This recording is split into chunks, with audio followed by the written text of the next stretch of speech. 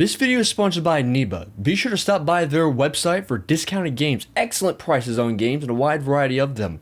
Be sure to use code Halfpint when checking out to help support the channel, as well as get an even bigger discount on your game. And thanks to Niba again for sponsoring the channel.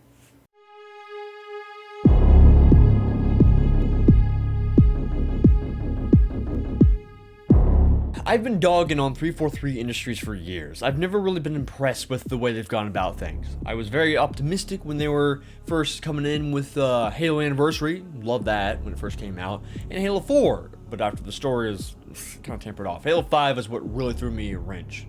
MCC. I never forgave 343 Industries after the launch of Master Chief Collection, and then Halo 5 right after that. Double whammy. Was never impressed with 343 Industries after which.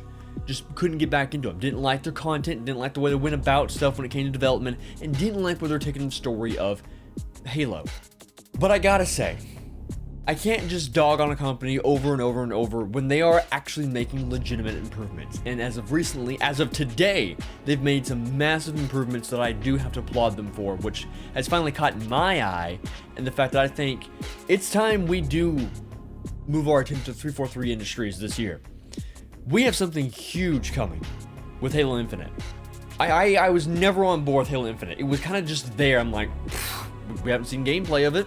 We'll have to wait. And I'm still on that party, that boat, waiting for Halo Infinite. But something has changed my perspective when it comes to putting 343 back on the radar. It's the fact that they've become so persistent with the Master Chief Collection. At first I thought they were just adding Master Chief Collection onto PC, and that was that. One by one, make sure the games are working. But they are legitimately making this game work almost like a games as service kind of game. They're adding so much more content. They're going back, reworking the customization for all these different games as they're adding them, something we've been asking for years. After they added Master Chief Collection, they had just these blank sets that you had to work with. They're actually adding the proper customization. Even with Halo 3 with its trinary color, whatever it's called, the third color set. And they're trying to add the ability to put the emblems back onto your character, which is pretty cool. I'm definitely looking forward to that sort of stuff. Or they're adding new challenges, stuff we've been asking for years and years is finally coming into the game. That's very exciting. We've all been wanting that sort of stuff. Adding a new skull to the game, it's kind of like a jetpack, as everyone calls it. It's basically a dev fly mode, so you can go around and look at the vistas of the games and move around faster, beat missions faster, whatever you want to do. It's a cool way to go about and go through the mission. And from what we saw, you can still do challenges while using the skull, so nice. On top of that, they've gone back and made some new quality of life improvements. They showed Halo 3's Forge, adding brand new content to different maps, so that you don't have to go between these different maps. It's like, okay, which map has which object? They're trying to add all the objects to the different Forge levels, as well as adding brand new objects that was never in there in the first place. And they said they're probably going to be working on that with the other Forges in the future. Regardless, the point is, they're putting a lot of work into trying to make MCC better than what it was before. And that says something. A lot of us for the longest time thought MCC was a dead project. It was done, it was over, it was botched, it was gone. They fixed the bugs the best they could and just dropped it. And to be fair, it was a pretty big undertaking considering the fact that this is putting, 4, 5 different games inside of this one massive game. That's still a huge undertaking. That's a lot of games that have to work together, a lot of different engines that have to work together, and yet they have prevailed to keep working and make sure that this works. And they have to go through this legacy code, as they said numerous times. I don't want to toot their own horn ridiculously, but I am thoroughly impressed. I don't agree with all their decisions when it comes to adding certain agendas to the game, but you know what? That's not my piece to say. Whatever. I do like how they have tried their best to bring the game back into full swing. I said I would never be okay with 343 Industries ever if they didn't go back and fix Master Chief Collection, or add to PC, add their legacy games to PC, and make sure that they all worked. Those were huge things. We've been asking for the old games to be on PC for years, to make them relevant again. The whole purpose of me saying that is because they added MCC, put it on the Xbox, and botched it. I'm like, it's over, it's gone. What are you gonna do from here? You screwed over your one potential chance to bring the old games back, and now we're stuck with the newer games, whether you like them or not. But they went back, they fixed it.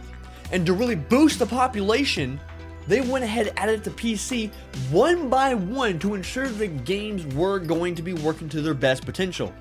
And they're adding brand new content. They're adding new content to Halo Combat Evolved. That is exciting. Now, I'm still waiting for them to fix a lot of the bugs inside of Combat Evolved. I will hold you guys to the grindstone until the day we fix the bugs inside Halo Combat Evolved.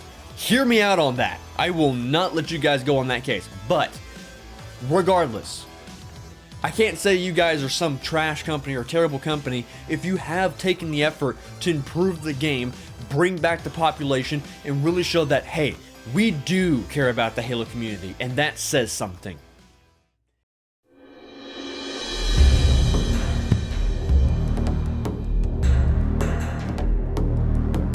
And this brings it back full circle what I was talking about earlier with Halo Infinite. I am impressed that we are now seeing action, not just saying we're listening, and put down the list of things that you guys are listening to.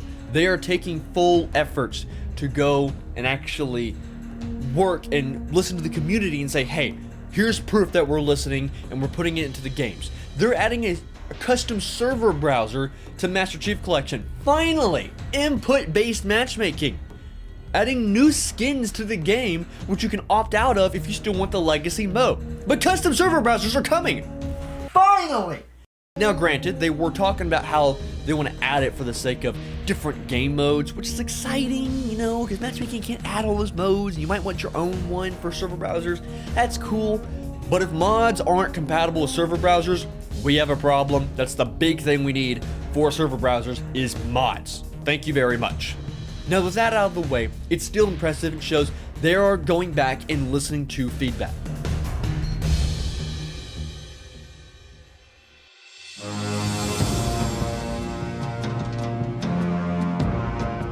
And that was my problem with the Halo Infinite trailer.